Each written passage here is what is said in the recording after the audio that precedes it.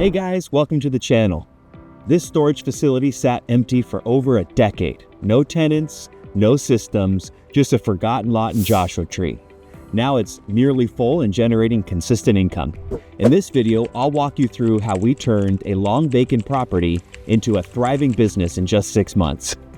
Whether you're a facility owner considering selling or an investor looking for your next opportunity, this story just might inspire your next move. In mid-2024, I saw this listing in Joshua Tree. This facility had sat dark for over 10 years. It had belonged to an older gentleman who had moved to Costa Rica after his wife passed away.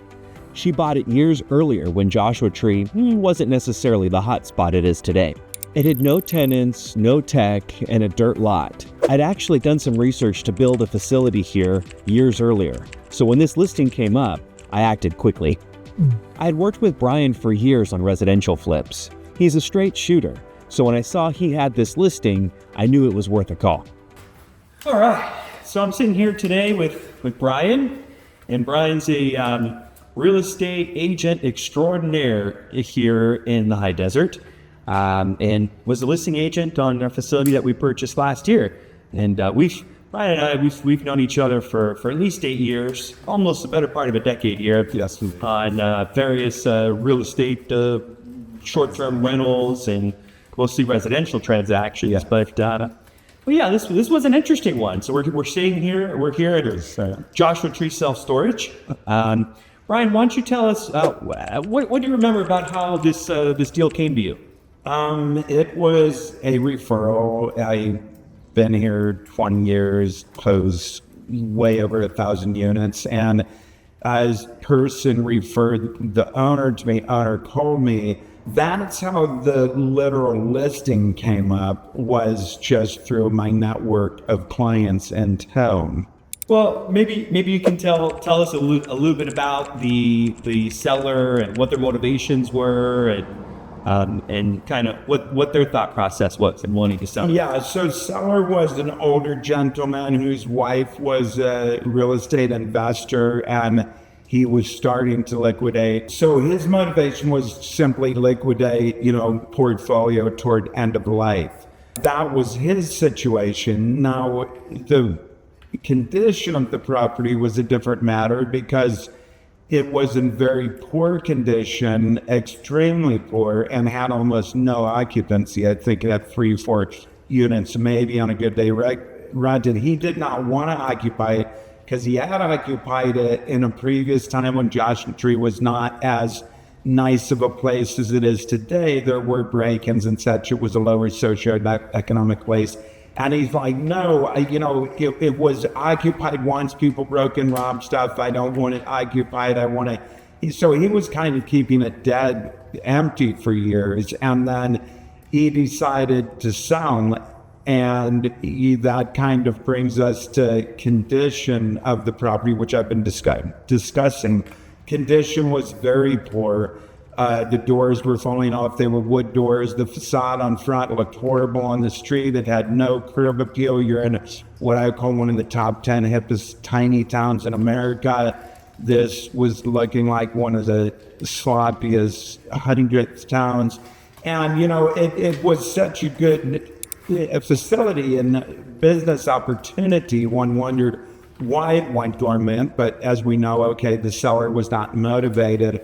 So there was a homeless here or there. The doors were ripped off. There was no electricity per se. Didn't have any lighting.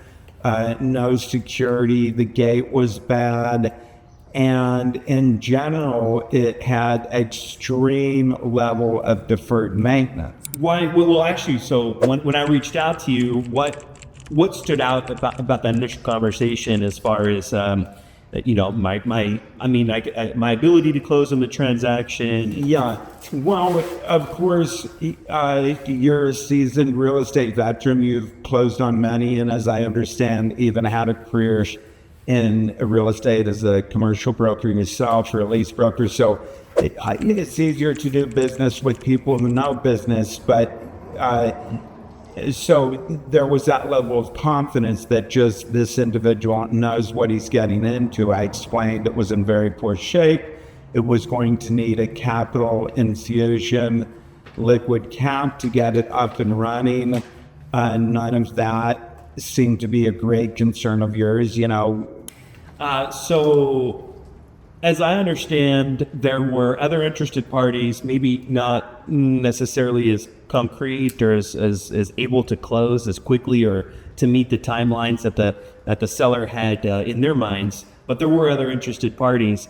Why do you think we were able to get the deal done and actually close on the transaction despite others trying and eventually failing? Well, I think your knowledge of investments, the other people, is kind of a pipe dream. They barely have the liquid cash to close on it, not to do all the many upgrades you did. They weren't really numbers people. It is a numbers game, especially a storage facility is much or more than anything. You were able to put those numbers there, make sure you had the confidence to close, therefore instill confidence in me, instill confidence in the seller. That's the reason why we're able to get this done, your background in investing. And then we'll talk about it. How do you see the property today? Yeah, it's I would call it almost night and day. This back in the era, I called it Breaking Bad country back in the day, and this was a pretty rough and tumble facility. As stated, it had almost no occupancy. The security gates were jacked up. Half of the doors were cracked open. There were homeless here and there. People would come and go. It was not a desirable facility, not a desirable part of town. You came in, you painted the whole place, you put a brand new roof, you rebuilt the facade for the front, new paint, new logo, put in 2 new security gates, motorized, put up motion detector lamps, even put up security cameras, all new steel rolling security doors. Every moving part in this facility is new to my knowledge. And it's a 100% upgrade, increase the number of units to, of course, increase return. There really is no comparison. All right. Any other last minute things that you'd like to add? No, just it's nice seeing the way that it now contributes to Joshua Tree. Before it, contribute to the homeless community. We don't want to disparage the unhoused too much, but it's nicer when somebody's using it for its proper purpose, and that's what you've done. And as somebody who lives here, I'd like to thank you for that. I appreciate that, and hopefully we can maybe do some more deals in the future. Once we closed, I hit the ground running. We replaced every door, paved the dirt lot, installed fencing and gates, added security systems, lighting, and a keyless entry. I launched a website, plugged in a call center, and we went live January 1st, 2025. 6 months later, we had reached 75% occupancy and we're starting to cash flow. If you're a storage owner sitting on a facility that feels more like stress than income, let's talk. I'm not a REIT. I'm not a broker. I'm a hands-on operator who buys and revitalizes storage facilities across California.